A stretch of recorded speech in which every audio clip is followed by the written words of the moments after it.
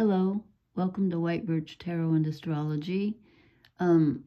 This I'm doing this on it's just barely Sunday, March 9th, but I sat down to do a reading for the Sun trine Mars last night, and I wanted a really lighthearted reading because I thought, that's going to be some really positive, fun energy, which we haven't had for a while, frankly. And then I drew the cards, and they weren't fun or light, I should say, nor light. But then I had chosen the pocket archetype, the wild unknown archetype cards. I chose the small ones because the big ones didn't have a book. Anyway, and the reading was really heavy, and I thought, uh-oh, this reading is for the full moon eclipse in Virgo, which I wasn't going to do now because that doesn't happen until March 13th or 14th, depending on where you are. It occurs at 2:26 a.m. Friday, March 14th, if you're in New York on the east coast of the U.S. So if you're east of that, it's going to be on the 13th of March. So anyway, I shouldn't have grabbed such a serious deck because I thought I was going to do a lighthearted. We haven't had a lighthearted reading for a long time. But then I thought, the sun is in Pisces and Mars is in Cancer. It would have been really emotional anyway.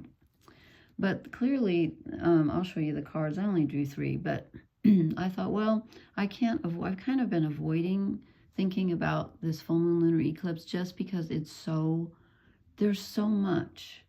But the cards came out that way, so I'm going to talk about it. And I'll try not to go on and on. But it's a very big turning point. And then we have a partial solar eclipse in Aries on March 29th.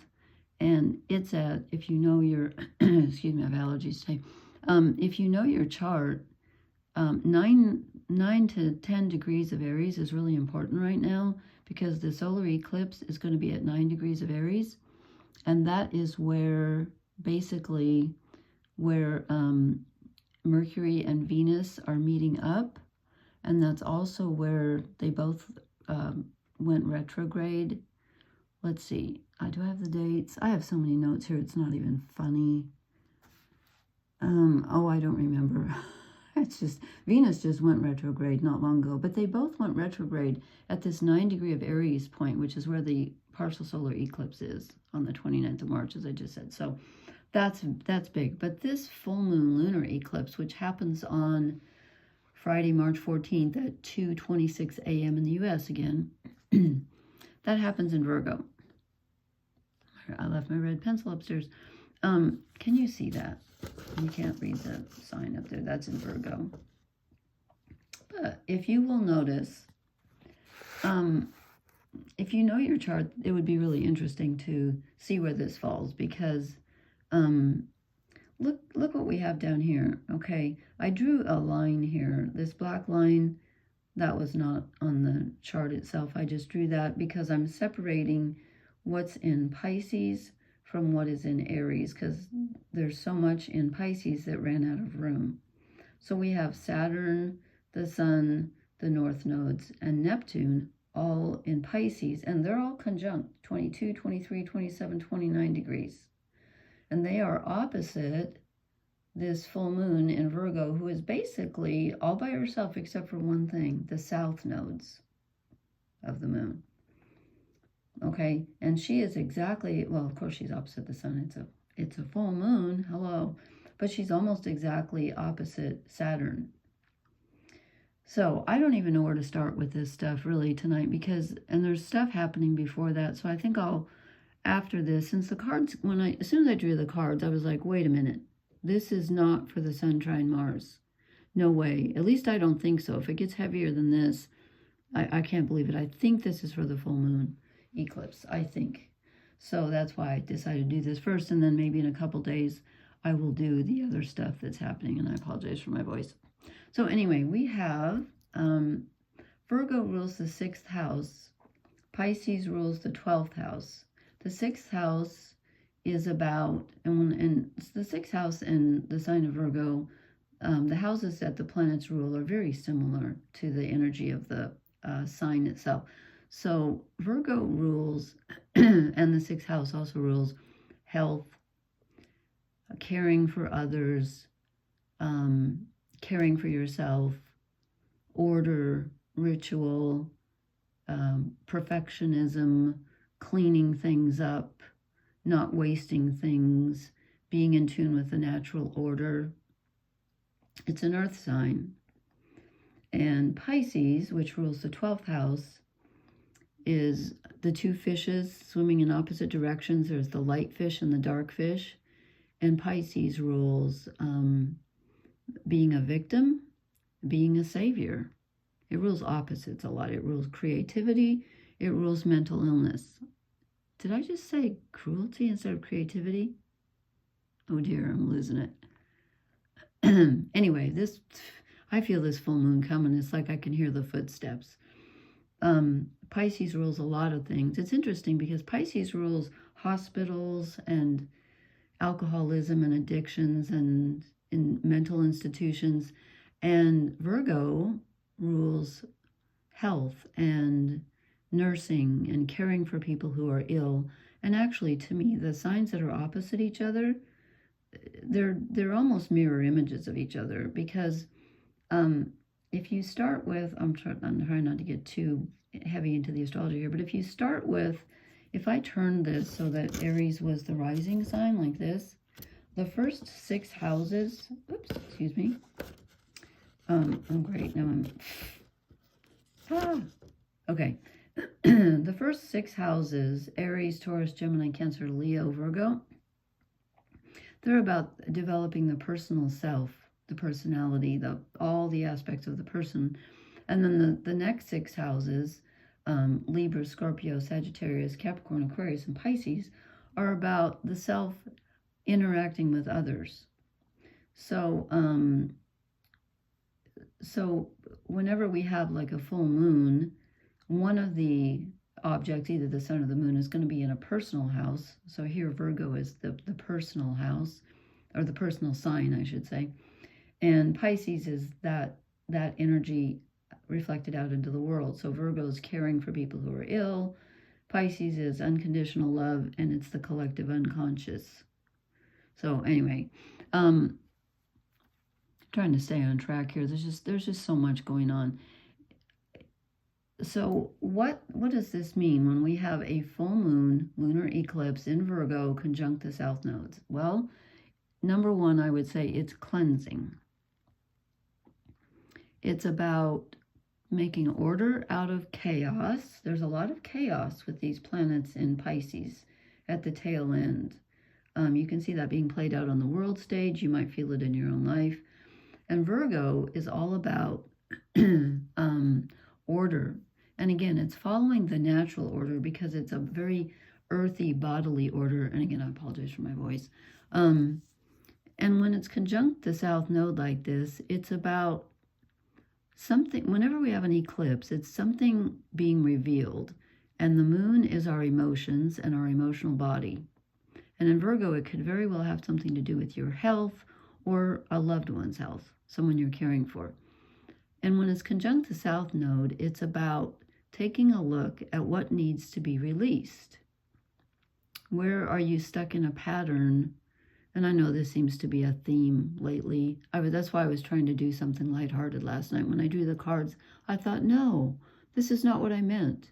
And then I thought, oh, they're for the moon. So anyway, this is a chance for us to purify something. And I don't mean in a shaming kind of way where we say, oh, this is bad. And I just it's realizing where you might have over-sacrificed, and also where you have tried to be overly controlling of the details. And you need to release that into this, this higher energy, which is Pisces, which is, you know, the fish, spirituality. It's funny because when I was just reading my Liz Green book, rereading the sections on Virgo and Pisces, the best book, if I recommended one astrology book in the world, it would be this one. Can you see it? Oh, I can't get it close up. No, well, I'll wait till I move the thing. It's called The Astrology of Fate by Liz Green. And it's astounding. But she points out there's a Syrian goddess, not an Assyrian, but a Syrian goddess named Atargatis. I'm probably saying that wrong. And she is very deeply connected with Virgo and also with Pisces. She's the fish. So I thought that was really interesting because I never read that anywhere else. So Pisces is, or Virgo is also, like Pisces, is a sign of opposites. Because we could say Virgo is virgin, but it doesn't mean sexually chaste. It means unmarried. And so there's a part of Virgo that is always kept to herself. Like she sticks to her rules, Virgo does. I keep pointing to the moon and calling her Virgo. This is because the moon's in Virgo. But Virgo is ruled by Mercury. Liz Green says that's not accurate. I agree with her. She should be ruled by like Demeter, I think, or, you know, because she's the in some myths, Virgo is Persephone, the goddess who gets taken away from her mother, the goddess of the harvest, the earth goddess Demeter, and then she goes down in the underworld and gets raped by Hades, the god of the underworld, and has to stay down there for most myths say, oh gosh, what's 12 minus 4, or 8 months of the year. Anyway, okay, I'm going to get off track here. So there's a really opposite aspect to Virgo. So what does this all mean for us right now with the full moon? It means that this is a really good time for you to look at your needs, and there's something that you're not aware of that this full moon eclipse can make you aware of, something that you need to let go of that will serve your best interest and help you act in alignment with your own emotional needs, because it's possible right now that you've been giving too much. Because Pisces has to do with sacrificing. As I said, it's either the victim or the savior. And then also, if you have a victim and a savior, it means you also have a perpetrator, because anytime you have a victim, somebody's doing the perpetrating. So Pisces also has that in that aspect in too, which doesn't get talked about. But so we have Saturn, which provides structure, which is conjunct the sun, which is opposite the moon. So there's an element here of discipline, where, and again, Virgo's very disciplined. The moon, not so much. The moon is our emotions. So I'm thinking this is about looking at maybe places in our life where we've either been overly disciplined or not disciplined enough in terms of taking care of ourselves and what we really truly need on an emotional level, what's good for us. And this will shine a light on that. Something needs to be altered. Something needs to be cleaned up, let go of. And again, you're either going to need more discipline, let's get closer, more discipline or less discipline. The sun is also conjunct the north node, which is of course opposite the south node. So this will help you clarify your path forward.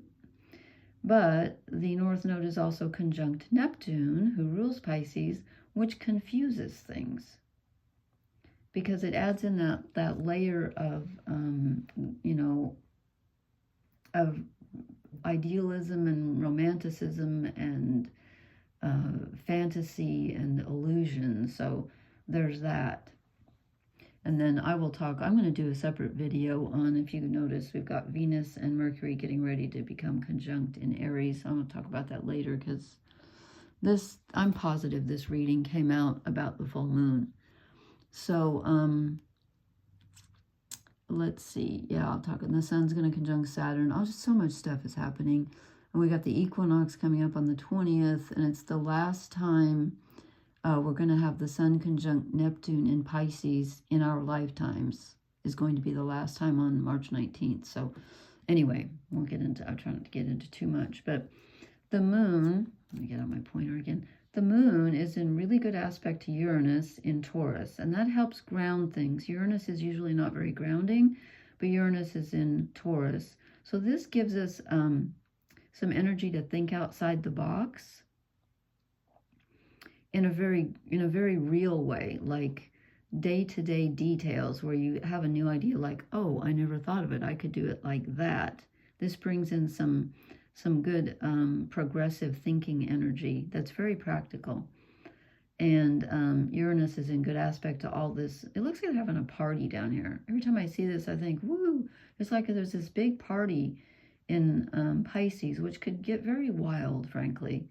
Could go off track very easily into fantasy and, chaos. And I kind of feel sorry for the moon. She's kind of out here alone. She's like an outlier. But again, Virgo can handle that because Virgo is very tied to her own integrity. That's a perfect word for Virgo, integrity. And she likes, like I said, order and all that. Okay, now she can be too ordered. Okay, I didn't want to go on and on and on. Get my moisturizer out of the way. So last night here I, picked up this deck thinking I was going to have this lighthearted reading, and then I thought, well, if you want a lighthearted reading, you don't pick up the archetype cards. There's your first mistake. So perhaps we will have a more lighthearted reading coming up, but right now, and I drew, can you see these? Let me make this a little bit bigger. I can't shuffle. I have these in the big cards, and I can't shuffle them. They're too big. So this is the smaller deck. This is The Wild Unknown Pocket Archetype by Kim Krantz. I think I already said that. Okay. And it's funny, we got two cards in a row. This is 38. We got 38 and 39. We get the bridge. Okay, this makes sense to me because I think this is Virgo and this is Pisces. It's about connecting your personal purpose with a higher purpose. And again, not through sacrifice. We don't want to go there. But through just connecting with the North Node, as the Sun is doing, our path forward. And this doesn't show anything letting go, but the next card does. This is about making a connection with higher self. Whatever you call higher power, God, whatever you call it, it's about making a connection. And anytime I see the word bridge, I realize you don't need a bridge unless there's a chasm or a rift or a something that two things that need connecting is why we need a bridge. There's a gap between them. So this lunar eclipse is providing us with a bridge to do just that, to connect the personal energy that wants to serve itself and others in the best possible, realistic, day-to-day, detail-oriented fashion, and the higher self, which is, a little bit harder to pin down, but which can be channeled into the personal, right? We can manifest that. So then, I guess this is the relationship here. In the middle, we get the tear, and I thought, well, that's really interesting. Why are we crying?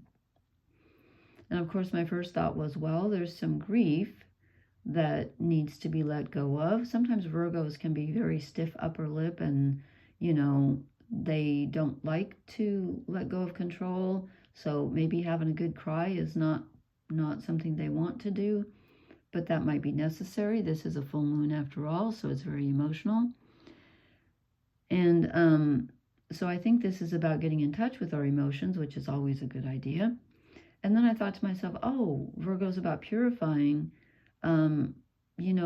If you read about crying, and you probably already know this, but your body actually cleanses itself. That's hard to say. Cleanses itself through tears. Tears are purifying, literally.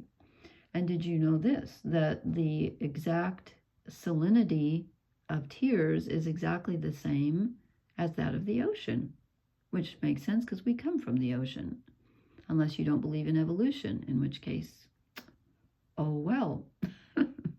Anyway, so this is interesting, and I do have a book, however tiny. This book is so tiny.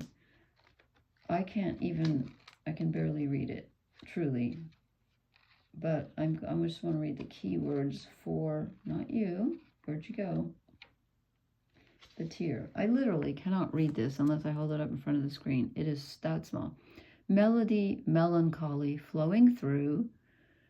When dark, drowning drama, murkiness. Okay, there's that Pisces energy. And I'm not trying to rag on Pisces, because Pisces is the highest sign of the zodiac in a way, because it's the last one and it rules unconditional love. It's the culmination. It's all of them together.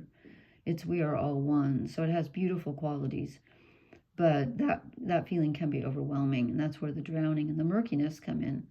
And the melancholy, I think, is just this time of year or this time right now with all of these planets in Pisces, and we just had Mercury retrograde in Cancer, and there is a lot of melancholy. And also with this cycle closing out, with Neptune himself, the ruler of Pisces, at 29 degrees of Pisces, you know, that's closing out an entire cycle. And I forget that I think it takes 184 years for Neptune to make the cycle.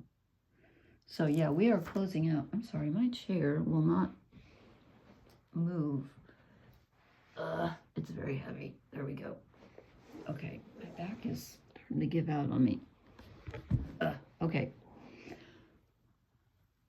So we have, this could be a, you know, whenever you have to let something go, or clean something up, or, you know, realize where you're out of alignment with, quote, spirit, or whatever, your higher purpose, whatever you want to call it.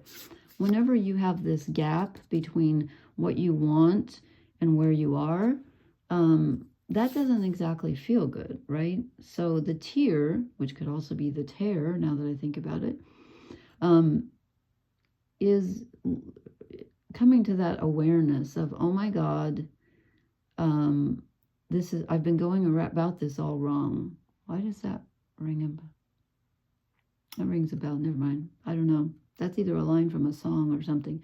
But it could be a realization on a Virgo's not generally overly emotional, but with all this stuff in Pisces, I think this lunar eclipse is going to be very emotional. And letting things go is never easy.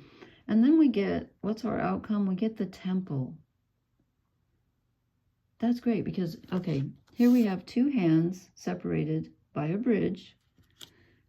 Somehow this tear, feeling these emotions, allows us to cross the bridge. And now look, the two hands are together. Oh, maybe that's why they're 38 and 39. I get it.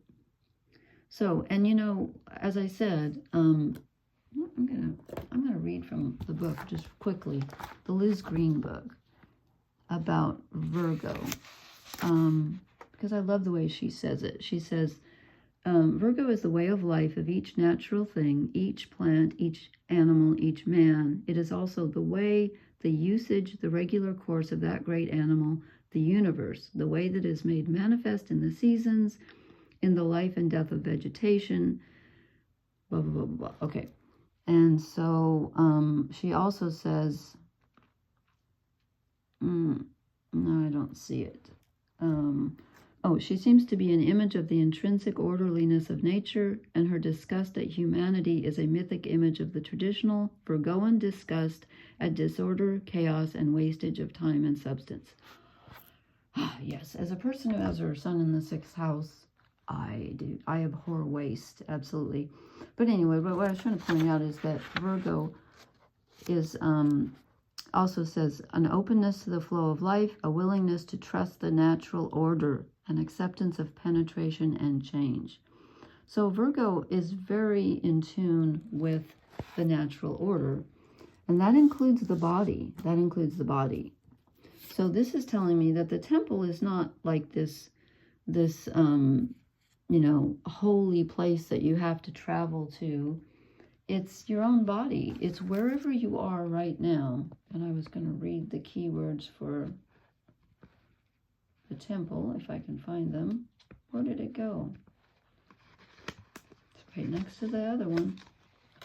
My God, this is tiny. Reverence for all. Life as sanctuary. There you go. And then the dark side is idolatry, cult, strict spirituality. I'm not sure we have to worry about that right now. Maybe we do. I don't know. but reverence for all and life is sanctuary. That's what I was getting from this, is like wherever you are right now, and notice the plants on the side, you know, it's a very Virgo's earth and reverence for all life, as is Pisces, reverence for all life, but in a more abstract fashion. This is more of a, you know, a grounded daily earth energy. Wherever you are in your life right now, this is about putting those two together, and will help you find not only your purpose, but probably your passion.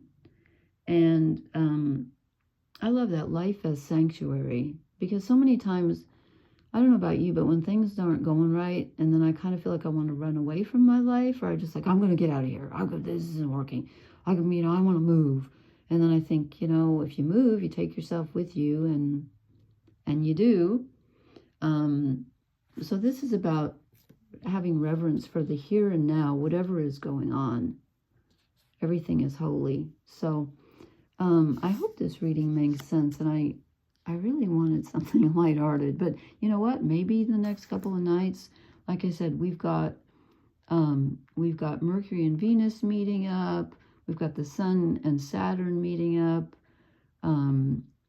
There's just so much going on, and Neptune. Oh, you know what? Is that tonight or not tonight? But also during the lunar eclipse.